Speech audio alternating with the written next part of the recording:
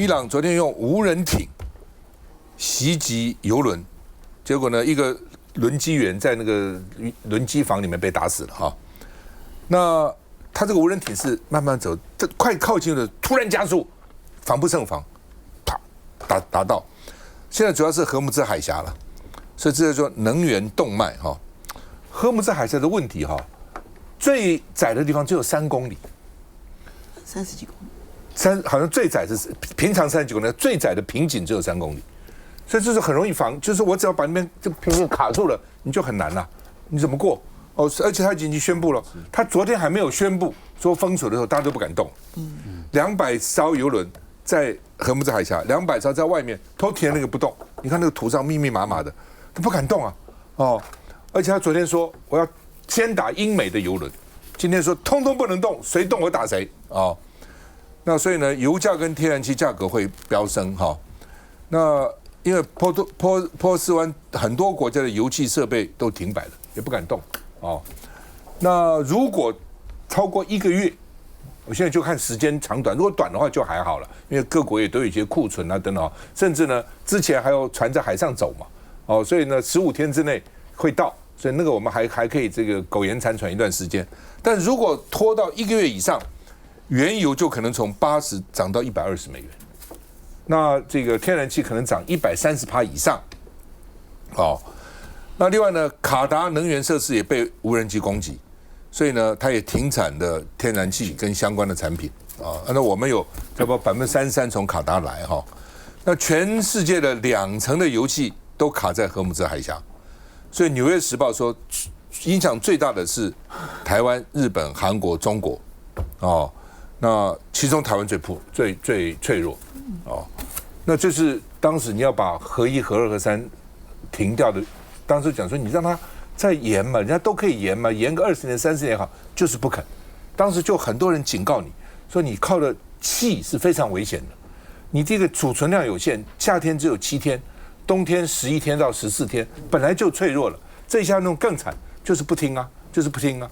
那现在才说，哎呀，卓荣泰在立法院报告，他核2、核3我们要跟原厂啊、西屋啊什么去研究啊，派人来看一看，几年以后的事情了，好吧？卓荣泰说。我们要启动紧急应变措施哦。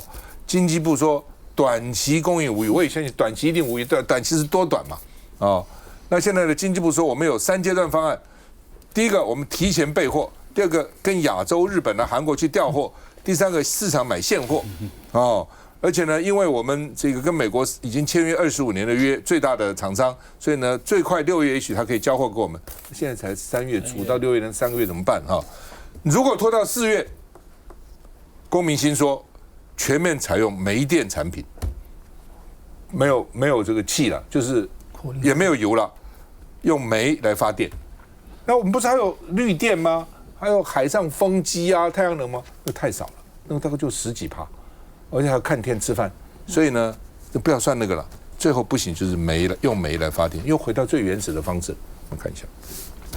对着国际油价飙涨，中央喊出已经召集各部会因应，只是伊朗关闭荷姆兹海峡，我国仰赖石油和天然气进口运输，国内储量目前足够吗？经济部中油已经会启动紧急的应变机制，所以3月份没有问题，所以我们尽量的是说4月份我们开始启动了，有一些调货，我们应变措施可能会跟其他地区没有受战火影响的，譬如说澳洲等等，提前提货，是不是？或者是说日本跟韩国也有其他的地区有一些货，我们可以跟他调。所以日本、韩国有可能他们把他们原本有的货来调给我们。如果有机会的话，部长，我们是已经有剧本了，还是你现在天马行空在想？不是，这个电价还是要回归到电价审议会了哈。那我们也希望说，这个事件都是短暂的时间了，或是一个阶段性而已。事情会打算全面开启煤炭发电呢？那个是最后手段。喊出1个月的能源暂时没问题，中东战火冲击全球，朝野盼着中央超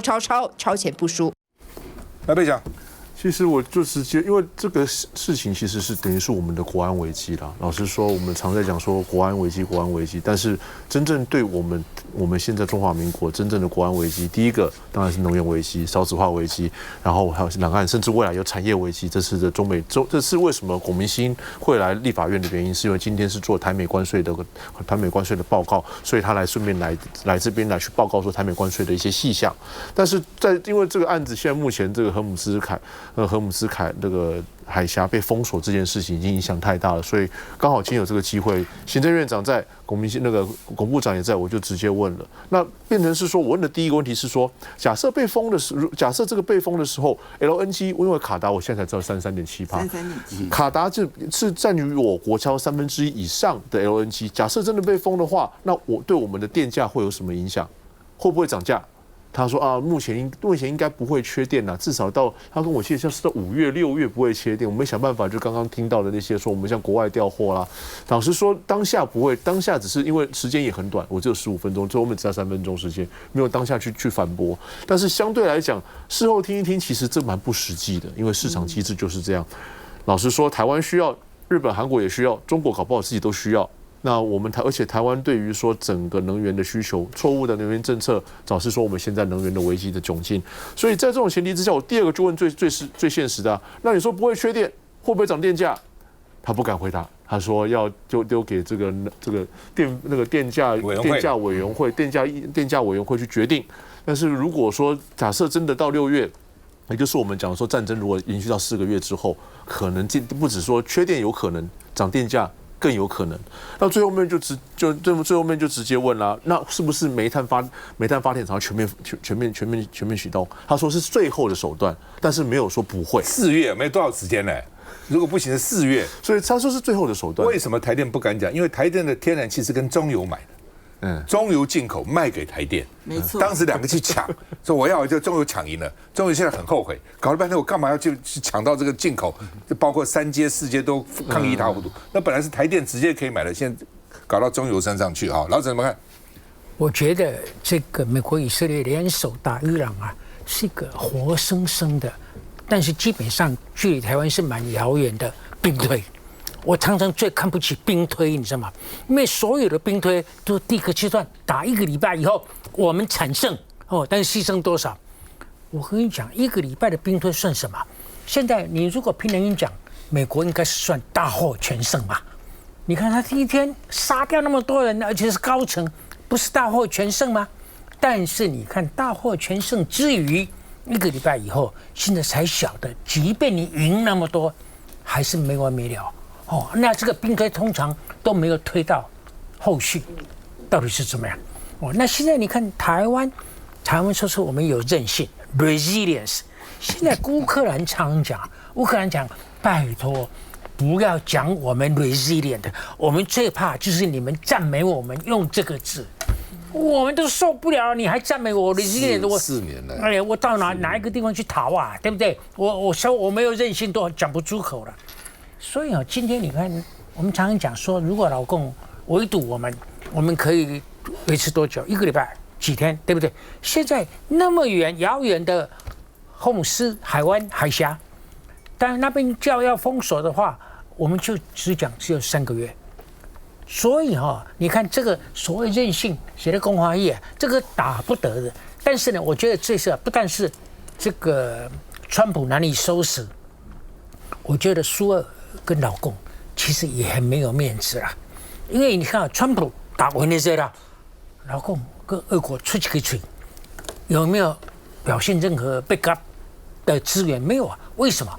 因为这个跟当年的赫鲁雪夫制造的飞弹危机的情况啊，我觉得现在俄中在加勒比海远不如当年啊，因为你虽然有5艘、6艘的航母，有没有来到加勒比海？没有啊。对不对啊？你现在波斯湾有战争了，你老共的海军在哪里啊？没有办法，你根本你根本就不见踪影。所以呢，他就出几个嘴。所以现在王毅有2个不容许啊，不容许你侵犯人家的主权啊、领土，还有不容许在人家的领土上杀人家的领袖，弄北共啊。那现在很有趣的就是说，这些盟邦啊，英国、法国、德国这些盟邦，就关税而言，跟川普闹得非常不可开交。但是就美国总统带着美国去打人家的话，这些人立场有一点改变了。这些人原则上都支持，但是虽然支持的立场没有那么坚定，但是都没有明言反对。那就讲美国国内好了，美国国内其实民主党还是全面的，就是说不赞成，但他不赞成他的方法，他所谓的不赞成也是非常非常，就是说就拍摄供的啦，就是说你就是少了一个国会的许可授权，所以他们急着就说到国会来开个会同。但是民主党里头已经有一些人就是说，总统带我们打仗，你不好意思拍给他太难看，所以真的投票的时候啊，民主党里头就是不听党的指挥而投票支持的，不能说没有。那老共跟苏俄那更好笑了，他们就马上讲，赶快到安理会去开会。那安理会开会，你还不是出去给嘴啊，然后谴责啊，然后一面再多的票，我跟你讲，你对任何人这些开会都还是有一点，就是说让他丢脸。你对川普这个总统，他从来不会丢脸的。川普在国情咨文那一场演讲以后啊，他的部下都有样学样了，都是巴结的，都是讨好的，就老板都可以说谎到这个程度。我们要跟他比赛，谁说谎说的厉害？因为你说谎说的比他精巧，他看得起你。你不认同他的说谎的话，你还不会做他的部属。所以这个我觉得你是这方面的专家，我请教你，为什么这么重大的事情，我们台湾做民调的公司也很多，为什么到目前为止没有一个公司做民调？我看我们的民调公司里头有些是拿钱做的，就是做特别目的的，但是算是公正的、有声望的民调公司，也没有人会做这个民调。为什么？因为没有人出钱，没有人出钱，民调我绝对不做。但是我要请教你说，如果有公司现在做民调，我认为我猜啦，那我觉得我会是对的。台湾人民现在挺川普打伊朗的，一定比美国人民挺川普的百分比要来得高。你相信不相信？你相信不相信？你相信不相信？还有第二个有可能比美国人民高的就是日本，全天下就是日本跟台湾就不论是非，就是没有好坏，就是一挺川普就对，连一个简单的区隔川普跟美国这个国家的那种功夫、那种就用心都使不出来，你不觉得我们很丢脸吗？反正就是说，你的意思是说反川不等于反美了，两回事情了。但是大家把反川普跟反美搞在一起去了。为什么没有做这个民调？第一个，现在正派的民调公司都很忙。为什么？因为各政党在做初选因为都要投民，就是那3-4家有公信力嘛。那已经忙到就是说都接单都来不及了，他没有时间去管你什么中东、川普，而且那些都给钱的啦。对，但是给钱没错了，当然是要付费嘛，做一次大概20万了都已经接单接到，我常常问说为什么要拖到那么晚才做民调？他民调公司没有办法接接不了啊。另外现在找访员非常困难。对。年轻的人学生以前都很容易做访员，现在也不给你做了，不给你干这个事情，他干别的了这是第二个，第三个，说实话了，你就算是支持反对川普又怎样？跟台湾抵制啊？你还不如问说台电该不该恢复全面用煤，比较有效。休息一下再回来。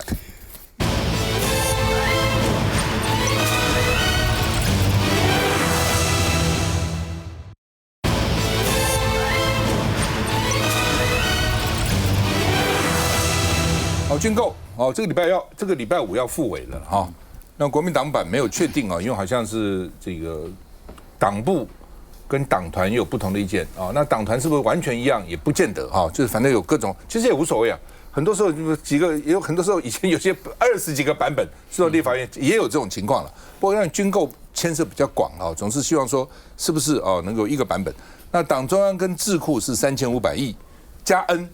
它不是只有3，就是加 N， 就是说美军现在美国公布我们卖你111亿美元的武器，公布什么，这111亿叫3500亿嘛，然后加 N，如果你随时再来我再加，随时再来再加，这是这个智库的版本。徐巧芯呢，据传说是8100亿的版本哦。那这个立委呢是希望是6000亿以上的版本。那朱立伦今天主题没有提出一个9000亿的版本，所以国民党现在有不少版本。那民进党版本很简单，就是1兆2500亿，民众党就是4000亿。哦，那原来呢，这个智库是说，老是买武器不交，200亿今天交不了，是不是要有惩罚性的机制？因为他把这个政府通常标案都有惩罚性机制，比如这个工程预计多少天完工，完工不了1天要惩罚多少钱，要罚多少钱啊？但是呢，美国买美国武器都是跟你政府交涉的，并不是跟商购跟这个公司交涉，你罚美国政府钱吗？而且美国一向认为说，我卖你军购是给你 a favor， 给你恩惠，而且还不算在我的贸易额里面，哦，所以呢，他也不抽佣金。他说我没有收你佣金呢，哦，虽然那些军工产业有送很多国会议员很多政治现金，但是我政府没有抽你佣金啊。那我既然没有抽你佣金，我是帮你服务，那你们罚我什么东西呢？所以以前是没有罚的，哦，所以没有罚的。那现在国民党昨天我听他们讲说呢，可能也不入这个法了，不这个采购法，所以附带决议了，哦，附带决议就没有强制力嘛，哦，那就督促你、提醒你，哎，不要再玩了，不要再玩了，卖我们东西赶快给我们，不是我们很危险吗？不是老公2027年要打吗？对不对？那你还不给我们？哦，现在一打这个中东战争，更不可能了，给你他更没东西了，他怎么给你呢？哦。所以赖士葆说，他没有看到版本，没有看到惩罚性条款，因为现在版本还没出来啊。哦，不过应该也快了吧？如果礼拜5要复委的话，哈。那国民党3500亿的军购条例，说想要加入惩罚条款。卓荣泰说，人民不该被惩罚，这也是乱讲，这跟处罚人民有什么关系？他只是你也是要催促老美赶快把老美前一阵子不是写信给郑丽文，写信给黄国昌，写信给韩国瑜也说啊。说我们也觉得我们武器交得太慢了，我们以后也会注意这个问题。本来也是这样，你卖东西，钱都给了，东西不交，你是什么意思啊？还说我们情势很紧张，那怎么紧张不给我们东西呢？哦，那另外呢，这个民进党说写入法则恐怕会害台美军购卡死啊，就是不要法则，不要法则。国民党现在说不写到法里面呢，只是用附带决议啊。那因为智库的学者，他这样有很多天马行空的想法嘛。罗廷伟委员说呢。很多国民党委员是支持徐小新的8100亿了哈，朱立伦说应该以9000亿为目标哦。那朱立伦的子弟兵啊，他们提出来的那另外呢，关税现在好，他也不太管关税了，现在谁去管关税了？打这个伊朗打的这个正起劲哈，还加上呢军购等等哈。所以呢，这个卓荣泰今天会到立法院去报告，让大家清楚关系怎么样。不，他们说我们承诺的都要给 ，MOU 承诺了5000亿美金的投资，还是要投资啊，一大堆等等哈。那说美国也承认这个他的承诺会延续但是需要再确认。现在全世界跟美国都在那边拖了这嘴巴讲，但是韩国国会也没通过，日本只是投资了350亿美金，讲了5500亿根本没有去啊。欧洲议会要延缓审查。所以你急什么？我们还没到立法院去啊！我们看一下。四位版1.5兆军购特别条例即将复委审查，在这之前，国民党智库与党团紧锣密鼓磋商，目标要在本周提案。其实都还在讨论整合协调当中。那我们希望3月6号前可以整合出一个版本。朝野过招，整个会期如今总算要处理，但蓝营依旧保密。据悉，国民党智库推出的版本是3500亿加 N， 其中这3500亿是基于美方去年宣布110亿美元的8项对台军售清单 ，N 则是美方可能将宣布的2000亿美元军售案。合计上限可达9000亿台币，但当中为了防止延迟交付订定的惩罚条款，就有不具名的蓝营立委质疑，这样谁要卖给你？惩罚条款就会比较辛苦，因为毕竟过去都没有，这是卖方市场，不是买方市场，我们的筹码太少了。世界上愿意卖先进装备给台湾的，其实屈指可数，大概就只有美国。反对所谓惩罚条款，但此刻绿营犹如隔岸观火，因为在国民党内意见很多种。美方的部分是9000亿，更多的委员是希望以巧芯这个部分为主。要怎么进行军购？蓝营立委之中，以徐小新的版本为首，他主张贩售项目分门别类，对美采购以特别预算处理，国内产制回归常规年度预算编列，上限约为8000亿元，但一切仍得看党中央是否理会。如果我们今天的意思是美方卖我们需要的武器，然后我们愿意去做采购的这样的一个逻辑是大家有共识，因为党中央是这么说的嘛，对不对？那显然这样的一个数字不会是3500。我们不能有任何跟党中央论述不一致的说法。谨慎拿捏，什么能说，什么不能说，如何让党内都能接受？在6号之前，蓝营显然有所保留。好，到底怎样？来，秉佑怎么看？其实这个案子，我觉得国民党新的提案版本，大家还没看到啦。我觉得比较有争议的，其实还是只有在于有没有惩罚条款这个事情。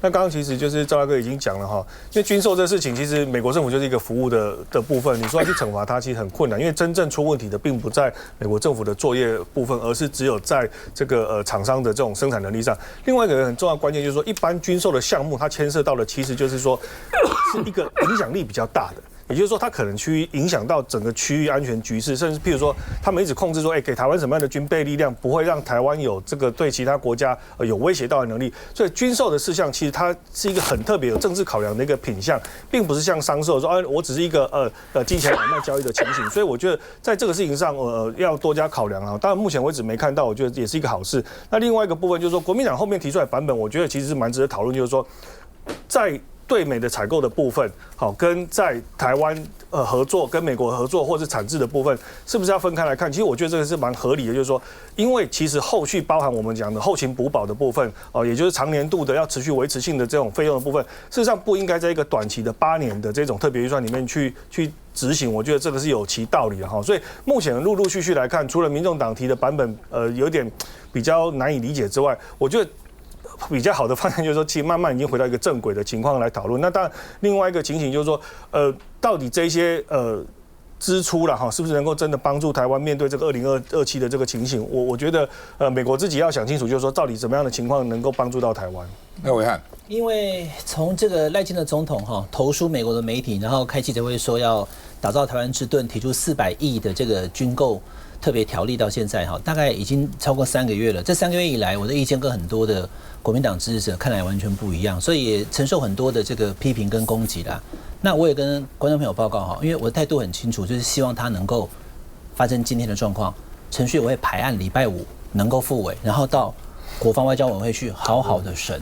现在目前有民众党的4000亿版本，有国民党智库现在所谓的3500+N， 有徐巧芯委员的8000或8100，以及刚刚今天新出来的，那确实啦，林涛他并不是立委，可是他可能代表朱立伦的意见，他编一个9000。观众朋友，这些东西在我看来都有意义，可能观众朋友会觉得说很乱，因为我们现在所看到的1.25兆，美国在去年12月17，就是他已经知会了国会，而告诉我们主要那5项加起来是111亿美金，就是3000多亿，那个看起来国民党也没有要阻挡。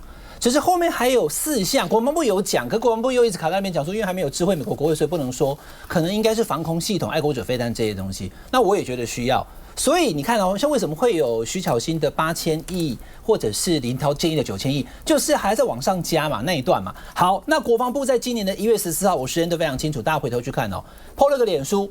他说我们还有3000亿是国产自制，国民党会觉得说国产自制为什么要放在这里？年度预算就好，所以陈永康委员的意见也是这样。那这些东西我再一次，因为现在已经到了这个阶段了，我就说，这个就是我认为应该做的。我也很肯定国民党的立院党团愿意让这个东西复委，复委之后，他会有经过讨论，然后最后到大院去2读3读。可以不要1.25兆，如果最后觉得说就是8000亿9000亿，那就把框列在那个数字就好了，然后最后还要回到那个行政院去，再把那个军购预算，因为他可能第2部分就会公布了，再把预算书送过来，所以立委绝对有办法好好把关的，他不会是就莫名其妙放行的。赖佩祥，好，国民党党团其实到目前为止，针对这整个军购案，我们知道的讯息是，这个军购特别预算军购案分成3个部分，一个是对外军购，一个是对外商售，一个是自制。这个对外军购呢，基本上就所谓的叫做英文叫做 foreign military sale， 就是对外军购，这个国民党完全支持。那因为这个是国对国，而且有保障。那第2个是所谓的就是商购，也就是所谓 DCS direct commercial sale， 这就是其实我们不赞成来路不明，而且可能会有瑕疵的上购，因为当初的拉法叶案就是一个最典型的案子，还有其他许多我们认为的弊案，通常出的就是所谓的 DCS。至于说刚刚有讲到是国防自主的产业，我们觉得应该回到年度预算去本来的公务预算去里面好好编审，我们觉得这样子去。你这一次的这一个所谓的国防特别预算才是正确的方式。至于说我们其实一直要求说，我们需要知道说，因为像3500亿。是已经美国国会已经通过的，有所谓很明显的报价书，那知道所有的细项在哪里。那也是因为有报价书之后，我们就可以去很清楚的去查证说这边东西没有什么猫腻，没有什么蹊跷，所以我们可以因为这样子去支持我们的国防。国民党的立场一向是我们要好的武器，我们要会到位的武器，我们要对我们有用的武器、合用的武器，尤其是合用这个地方。所以国民党从来都没有党军购，当然政治上的话语是一回事，但是对于国防这件事，国民党。因为国民党以前曾经执政过，所以我们绝对不会做那些装不懂的事情，所以没有惩罚条款。附加条款上面是要求政府针对军购的 delivery 能够严格把关，甚至去催货，但是不会写在所谓的 contract 里面。基本上了哈，本来这个问题也没那么复杂了，因为美国先宣布了一个111亿的武器卖给台湾，那大家都很好啊，对不对？后来美国有时候会卖将近200亿的武器给台湾，就为什么停了？因为川普要到中国大陆访问嘛，所以川普把它停了，不是我们停的，不是民进党停，也不是国民党停，是川普停了，所以现在剩下在哪里不知道嘛，所以现在就卡在这个地方那将来会怎么样也不知道，他跟习近平谈的结果怎么样也不知道那我也被问了，说你们战斗蓝怎么都没有意见，所以明天上午10点我要开一个研讨会，张燕婷将军有邀请的。陆海空都有了都是这个很有经验的，还有徐巧芯也要来，赖士葆也要来，战斗蓝要办一个研讨会，因为他礼拜5要复委嘛，所以我们要有立场表达。明天研讨会完以后会有个立场，休息一下再回来。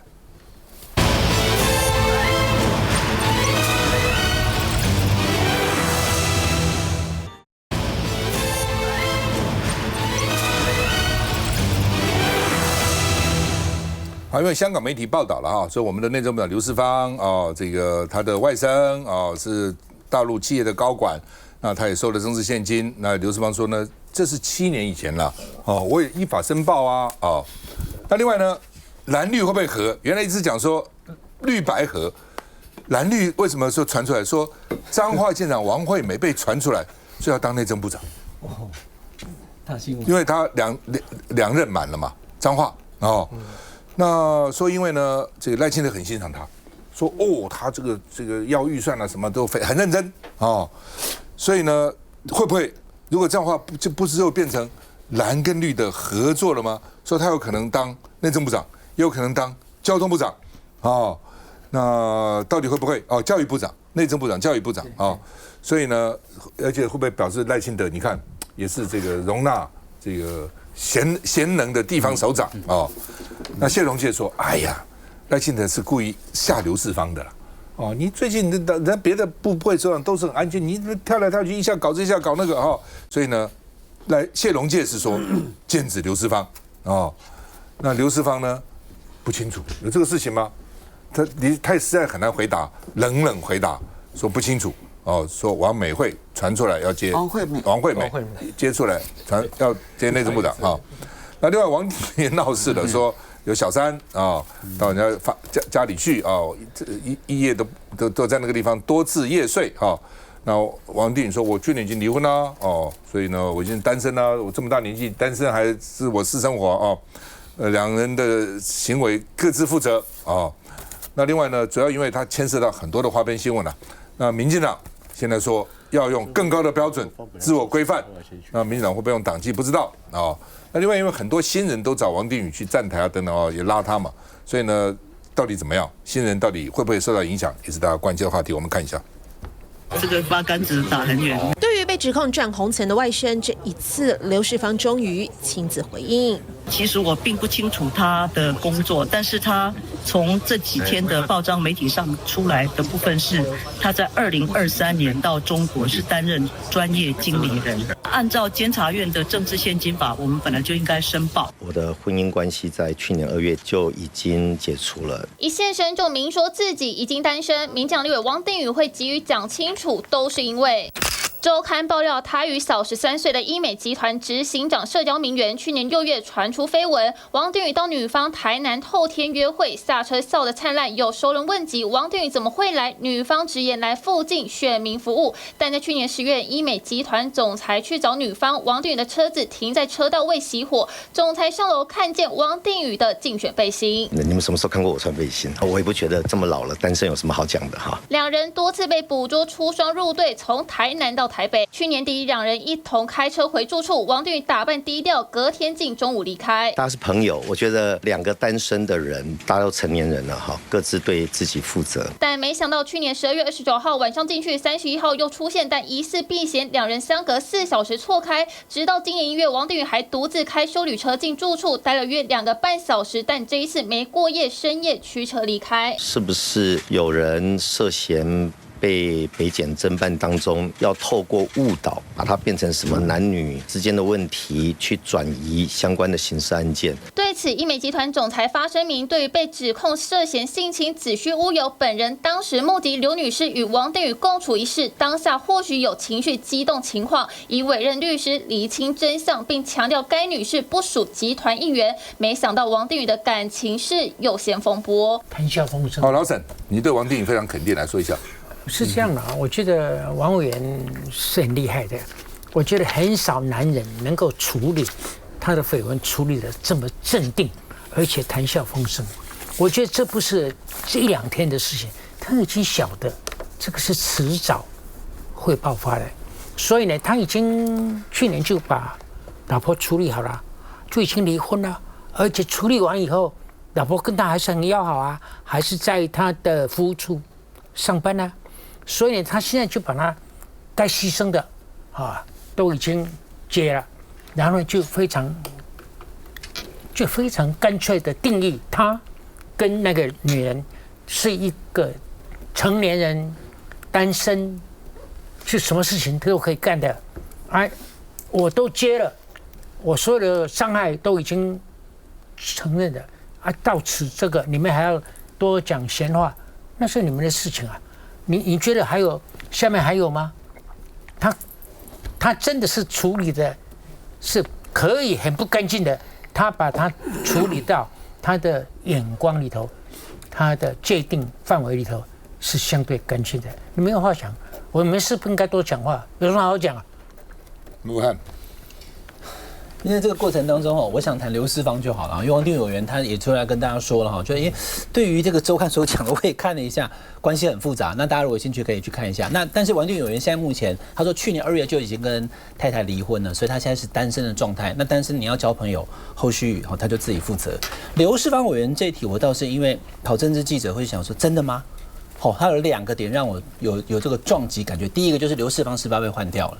第二个是来接他的，居然是国民党的当了8年的彰化县县长，哇，那这是真的假的？多方我也去进行了了解跟询问有没有可能了后来我得到的答案是什么？跟观众朋友报告，就是赖清德总统在当副总统期间的时候，跟3个国民党的县市长特别好。第1名叫卢秀燕，所以每次到台中都叫秀燕，因为以前在立法院也有认识嘛。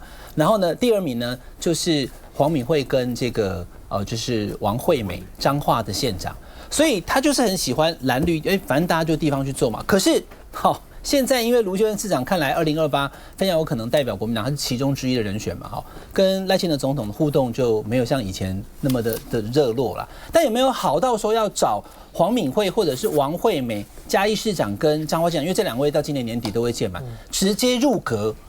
我问了一下，民进党目前倒是没有这个规划。第二个就是，大家可以回想去看一下就在立法院旁边有一个台南市的办公室，当时赖清德还在当这个之前当台南市市长，他已经卸任了2019年挑战蔡英文总统要选总统的时候，他有一个8人，对，凤姐就知道那个8人小组进到里面，那个是塞公醒背的关系啦。我觉得啦，就是赖清德总统跟刘世芳部长，虽然刘世芳部长最近议题很多，批评攻击也很多，我不认为他的这个位置会被拉下来。他跟赖清德总统的关系呢，非常的稳固。更新。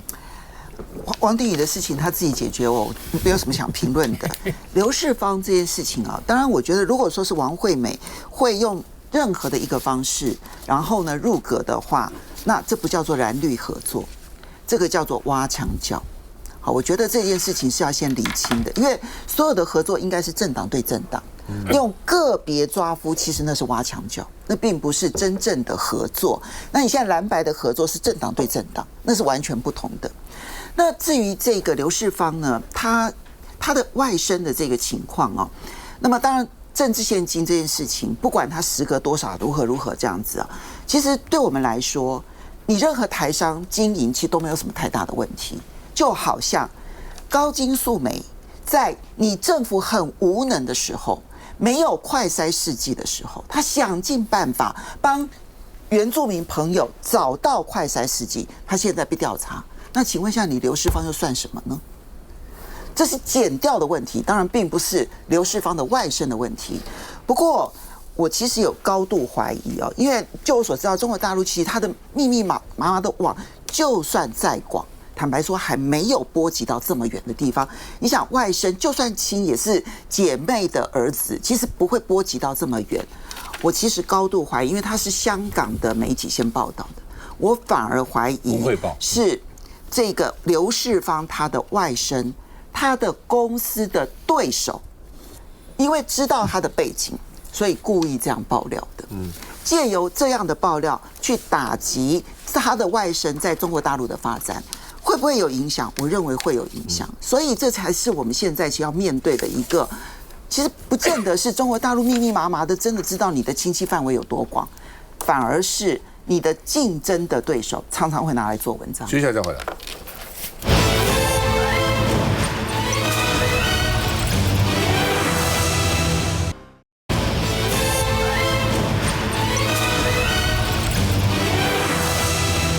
好。TVBS 被委托做的民调，新竹县大家很关心嘛，对不对？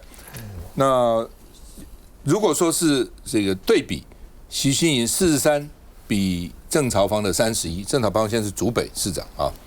那如果是陈建贤，现在新竹县的副县长，对郑朝芳也赢，都赢，只是呢，郑朝芳从31变36，就赢7个百分点。那如果徐欣莹跟郑朝芳两个互比的话呢，那是40比36。徐欣莹赢4个百分点，哦，这是1对1了。那如果三角都出来，三咖都出来，3个都出来的话呢，那这个时候呢，这个陈建贤拿34%，郑朝芳28.8%，徐欣莹22.1%，所以1个对1个，徐欣莹比较有优势，3个在一起，陈建贤比较有优势，所以现在怎么办啊？那而且呢，这个他们的比差在误差范围之内。所以徐欣莹的阵营就怀疑说，这是不是诱导式的询问失真啊？那另外呢，会不会引三角都？哦，那如果徐欣莹会不会到时候我就是如果国民党没有提名徐欣莹，提名了陈建贤的话，如果他参选到底，看起来按照刚刚那个3个人的话呢，如果3个人在一起呢，徐欣莹目前看起来比较有劣势啊。那另外呢，台中大家也关心江启臣大造势，江启臣说8年前我就准备好了。他讲的是真的，哦，8年前呢，这个当时可能就原来就是他，但是卢秀燕希望做民调，就一做民调呢，江启臣只差2通电话，但江启臣就很有风度说好，那就让卢秀燕选，愿赌服输嘛，所以他当时就已经准备好了，就卢秀燕出来了，卢秀燕做了8年，所以这是大家以为说就是江启臣呢，杨琼又出来说杨琼也要哦，所以呢，江启臣到丰原秀肌肉大造势，杨琼英说。你造势，我会用车子扫到乡亲家门口做报告，也很坚持哈。杨琼英说，因为3月底要做民调，杨琼英说，赢的人就是被提名的人，输的人就是助选人，我们只会有1组，不会有2组啊。那宜兰吴宗宪出现啊，大家原来都以为是那个议长，但是后来张胜德对张胜德议长，后来吴宗宪出来，哦，赢的不多，但是赢了。那张胜德议长很有风度，立刻不讲话，就。赢了，愿赌服输，就让你哦。那现在就要不要跟陈琬惠整合？陈琬惠也说蓝白整合原则不变，希望能够拿下宜兰县长啊。那另外呢，柯文哲今天到法务部说要申请检察官评鉴，说检察官骗搜索票、威胁证人、威胁被告、骗票跟滥权搜索，违反侦查不公开给这个媒体资料，这个没有送传票就任意提解被告，然后呢瞒他的上级长官发布不实新闻稿，不正的讯问多名被告人跟证人，而且伪造黄景茂的讯问笔录、公文书，所以呢，他到了，因为3月26号就要宣判了柯文哲哈，那如果判10年以上就不能够，虽然只有1审就不能够参选了哈。那另外呢，黄国昌也说，这个只要当时就办事柯文哲都升官了哦，都升官了。我们看每一个他列这个表，通通升官了哦。然后黄国昌现在也被告。黄国昌因为他在立法院模拟检察官这样模拟可以吗？所以你就伪造文书。黄国昌是怎么算伪造文书？我在立法院是原任保证权，有原任免责权，我只是就是模拟一个情况给你看，我也不认为这样叫伪造文书。但是现在就硬要办理伪造文书，我们看一下。共同证件之后才会有政党协议的部分。目标从蓝白合作的4县市，包括新北、新竹、宜兰和嘉义市开始试行。而到宜兰参加团拜的国民党主席郑丽文也喊蓝白合一定要赢，想营造团结气氛。但初选落败的议长张胜德却缺席。咱在宜兰县没有输的理由，没有输的道理，只要咱国民党团结。再加上蓝白的合作，就算再来几个赖清德的分身都没有用。在中央，郑主席跟黄国昌主席沟通零时差，一直都非常的顺畅。我们已经联络了，我们在礼拜6就已经有在联系，跟黄国昌也有联系。那我们会敲一个时间。共同政见往前推进，但关键的提名机制各县市状况不同，还有待沟通。好，这个丙友怎么看？我觉得比较有趣的就是说，因为我们民进党啊在这个全国党代表大会就会把这种所谓的初选的制度写得清清楚楚了哈。那比较不像国民党，好像在每一个选区的这个民调制度啦或什么方法都不太一样。所以包括像我们在地方上的议员选举的时候也是一样，就是其实好像到底要不要初选，其实他们是可以协商的。到底要不要初选，居然是可以协商，甚至是初选制度的内容，像刚刚提到的，到底要不要放党员啊什么？其实这个对我们来讲有点难以理解了哈。但其实我记得几个月前我们在讨论这个事情的时候，常常在讲说，民进党的部署比较快，那国民党的确就是说，他在这些事情上如果没有一个比较制度化的做法，那导致说到已经兵临城下了哈，这个选举的时间越来越倒数，剩下200多天的情况，却还没办法定下来的时候，我觉得这个纠纷其实并不是只有在新竹一个，包含刚刚我们讲到的台中也是一样哈，就很多在制度上的不确定性、不稳定性，其实都导致这样结果的时候，我想这个不是说只有国民党支持者啊，其实就算是民进党支持者，看了也会觉得，好像不是我们所期待的那个样子。就国民党太尊重参选人了啦，对，就是你们参选你自己决定要不要民调然后要不要初选。然后呢，党员到底要占30%，有些地方是占15%，有的地方是全民调，他让候选人自己做决定了。来，将军，我认为这个是不是要有一些回避原则？回避原则，刚才我们讲到了这个，包含柯文哲、包含黄国昌，因为他们有司法追杀然后这个我们以前在考这个学术论文的时候学术论文在升等，你有一些不搭嘎的你可以把名单列出来，他不要去审查。那如果审查的话，他可能会有先入为主。